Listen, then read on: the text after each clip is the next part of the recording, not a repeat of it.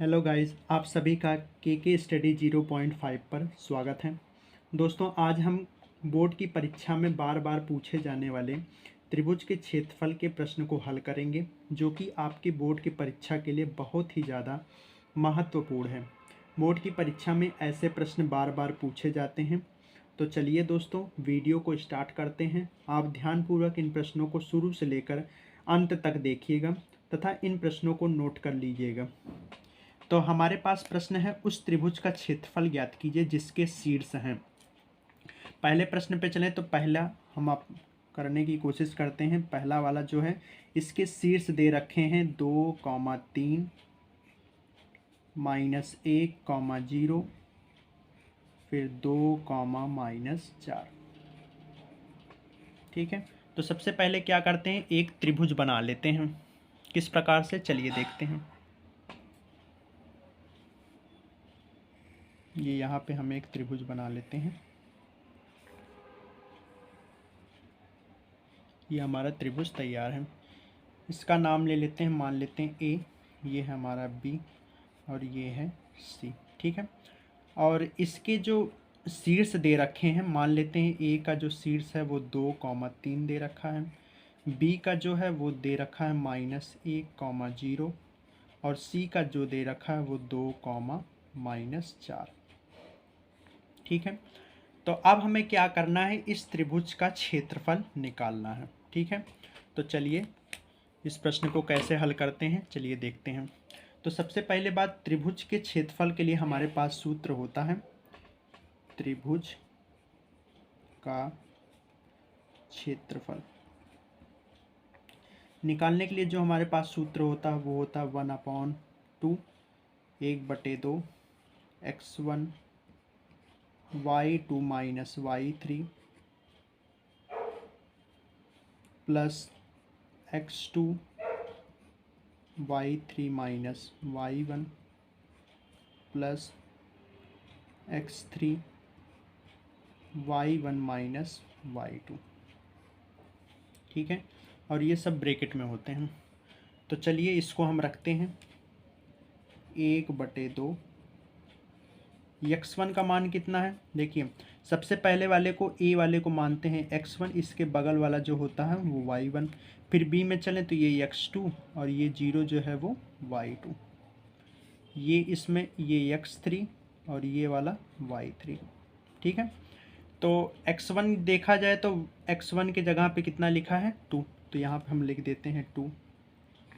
फिर ब्रैकेट लगा दीजिए। y2 की वैल्यू कितनी दे रखी है, y2 की वैल्यू दे रखी है 0, तो यहाँ पे y2 की जगह पर रख देंगे 0। माइनस y3 कितना है, y3 की जगह पे दिया है -4, ये माइनस और ये माइनस हो गया प्लस, तो ये हो गया 0 + 4। ठीक है, प्लस x2 कितना दे रखा है, x2 दे रखा है -1, तो ब्रैकेट में लिख के -1।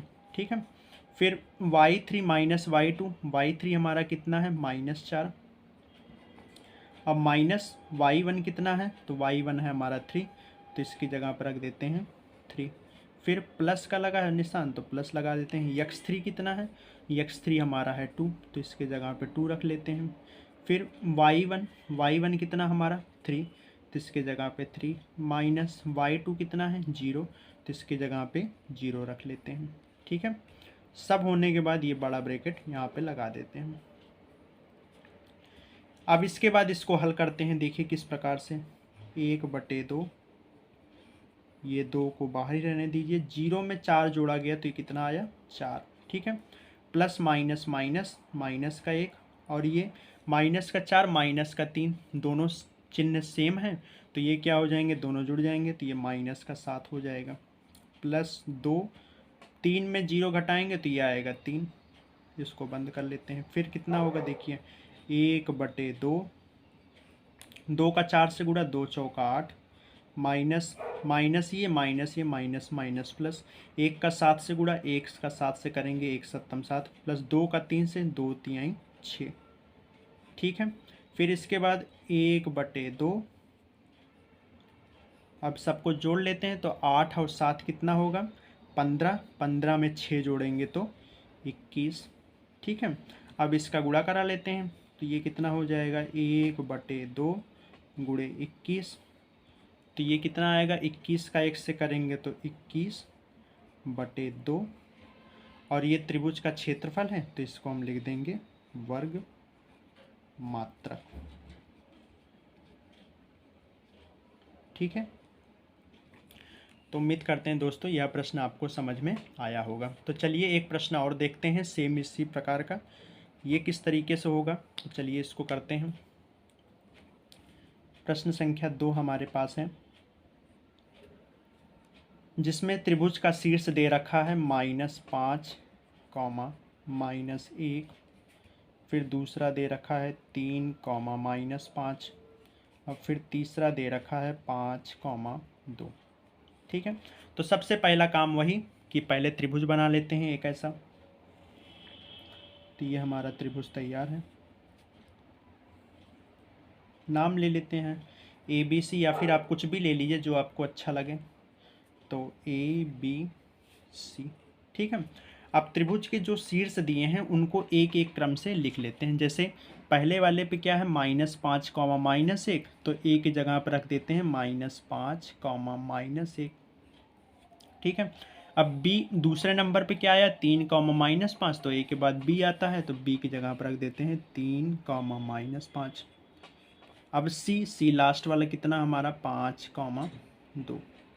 ठीक है, अब हमसे वही पूछ रहा है कि त्रिभुज का क्षेत्रफल ज्ञात कीजिए। तो त्रिभुज के क्षेत्रफल के लिए फार्मूला हमने क्या बताया था आपको, त्रिभुज का क्षेत्रफल बराबर 1/2 ब्रैकेट में x1 छोटे ब्रैकेट में y2 minus y3 plus x2 y3 minus y1 plus x3 y1 minus y2। ठीक है, इसको याद करने का तरीका क्या है, देखिए x1 लिया तो y2 और y3, अब x2 लिया तो x2 लेंगे तो y3 और y1, फिर x3 लिए तो x3 लेंगे तो y1 माइनस y2। ठीक है, तो अब इसकी वैल्यू रखते हैं। देखिए हमने आपको बताया था ये पहला वाला जो होता है x1 होता है, और ये कॉमा ये x1 के बगल में जो है वो y1। ठीक है, यहाँ पे ये b वाला है, ये x2 हमारा, और ये y2। ठीक है, यहाँ से चलें ये हमारा x3 इसके नीचे वाला, और इसके नीचे वाला y3। तो अब करते क्या है, इस वैल्यू को पुट कर देते हैं। तो चलिए करते हैं 1/2 x1 हमारा कितना है -5, तो ये हो गया -5।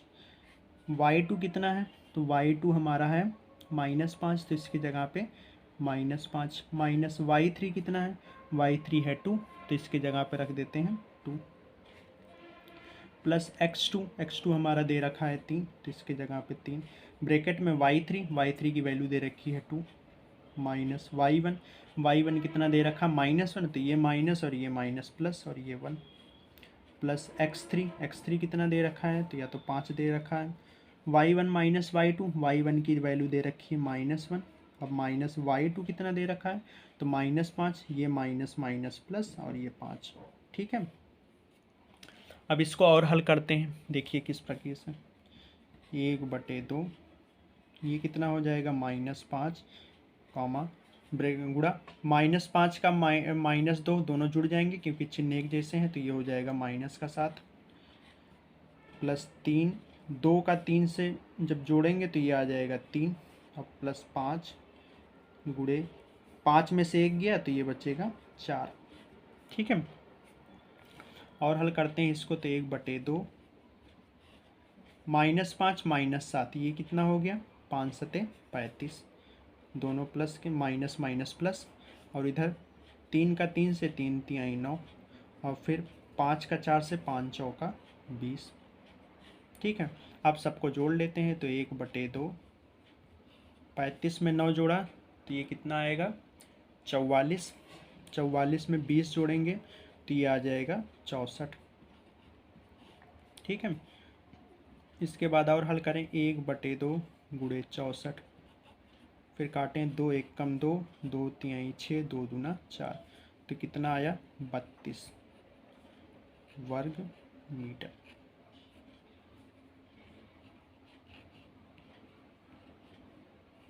तो इस प्रकार से अगर आपको त्रिभुज के शीर्ष दे रखे हैं तो आप उनका क्षेत्रफल बहुत ही आसानी से निकाल सकते हैं। तो चलिए दोस्तों, वीडियो अगर आपको अच्छी लगे तो कृपया आप इस वीडियो को लाइक करके, चैनल पर नए आए हैं तो चैनल को अवश्य सब्सक्राइब कर दीजिएगा।